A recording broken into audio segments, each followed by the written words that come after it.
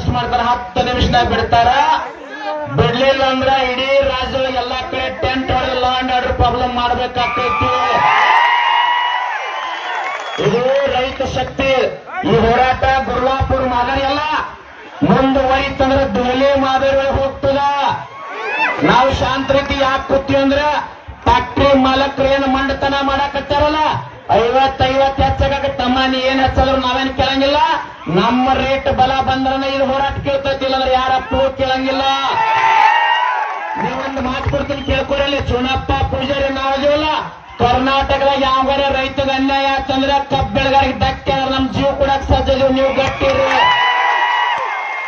ಇಲ್ಲೇನು ಯಾವ ವ್ಯಕ್ತಿಗೆ ನಾವು ಬಾಗಕ್ಕೆ ಬಂದಿಲ್ಲ, ಬಾಗಬೇಕಾದ್ರೆ ಅವತ್ತು ಒಂದೇ ದಿನ ಮುಂಜಾನೆ ಎದ್ದು ಹೋಗ್ತಿದ್ವಿ. ನಾವು ಎಲ್ಲಾರು ಬರಕ್ತಾರ, ಸಕ್ರೆ ಸಚಿವ ಬರ್ಲಾಕ್ ಭಯ ಪಡಕತ್ತಾನ. ನಿಮ್ಮ ತಾಕತ್ ಹಂಗೈತೆ. ನಾಳೆ ಬರ್ತೀನಿ DC ಮೀಟಿಂಗ್ ಆಗಲಿ, ನಾಳೆ ಬರ್ತೀನಿ ಆಗ್ತಾನೆ.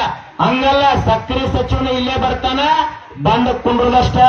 ನಮ್ಮ ಮಹೇಂದ್ರ ತಮ್ಮನವ್ರ ಶಾಸಕರು ಹೆಂಗ್ ಬಂದು ಗೌರವ ಕೊಟ್ರಲ್ಲ, ಹಿಂಗೆಲ್ಲಾರು ಬರ್ರಿ, ನಿಮಗೊಂದು ಗೌರವ ಇರ್ತೈತಿ, ನಿಮಗೊಂದು ಗೌರವ ಇರ್ತೈತಿ.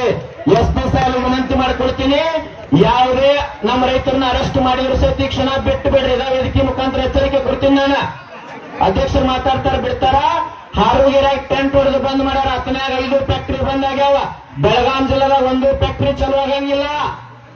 ಯಾದಗಿರಿ ಒಳಗೆ 10,000 ಜನ ಸೇರಿ ಗುಲ್ಬರ್ಗ, ರಾಯಚೂರು, ಯಾದಗಿರಿ 1 ಫ್ಯಾಕ್ಟ್ರಿ ಚಲೋ ಮಾಡಿಬಿಟ್ಟಿಲ್ಲ. ಇಲ್ಲೇ ಕುಂತ ನೀವು ತಾಕತ್ತೀರ. ರಾಜ್ಯದ ಚಳಿ ಗುರ್ಲಾಪುರದಾಗ ಐತಿ, ನೀ ಯಾಕಿದ್ರೆ ತೋತಮ್ಮ ತಾಕತ್ತು ನಿಮ್ಮೊಳಗೆ. ಜರ ಗಟ್ಟಾಗಿ ಮಲಪನ ಮಾತಾಡ್ರಿ. ಕಿಮ್ಮತ್ತ ಕೊಡಲಿಲ್ಲ ಒಟ್ಟ ಕಾಟ, ಇವರಿಗೆ ಕಾಟ, ರೈತಗ ಸಿಗಲಿಲ್ಲ ಹೊಟ್ಟಿಗೆ ಊಟ, ರಾಜಕಾರಣಿ ದುಷ್ಟ ಹೊರಟ, ರೈತಗ ಕಿಮ್ಮತ್ತ ಕೊಡಲಿಲ್ಲ ಒಟ್ಟ. ಹೋರಾಟ ವಿರುದ್ಧವಾಗಿ ರಾಜಕಾರಣಿಗಳ ಚೆಲ್ಲಾಟ, ಹೋರಾಟಕ್ಕೆ ವಿರುದ್ಧವಾಗಿ ರಾಜಕಾರಣಿಗಳ ಚೆಲ್ಲಾಟ. ಇದನ್ನ ತಿಳಿದ ರೈತರಾಗಿ ಒಗ್ಗಟ್ಟ, ಪ್ರತಿಭಟನೆಗೆ ಕರೆಕಾಟ, ಗುಲಾಪುರ ಕ್ರಾಸಿಗೆ ಹೊರಟ, ಇದಕ್ಕ ಸ್ಥಳೀಯ ಮಕ್ಕಳ ಸಪೋಟ. ಇದನ್ನ ತಿಳಿದ ರೈತ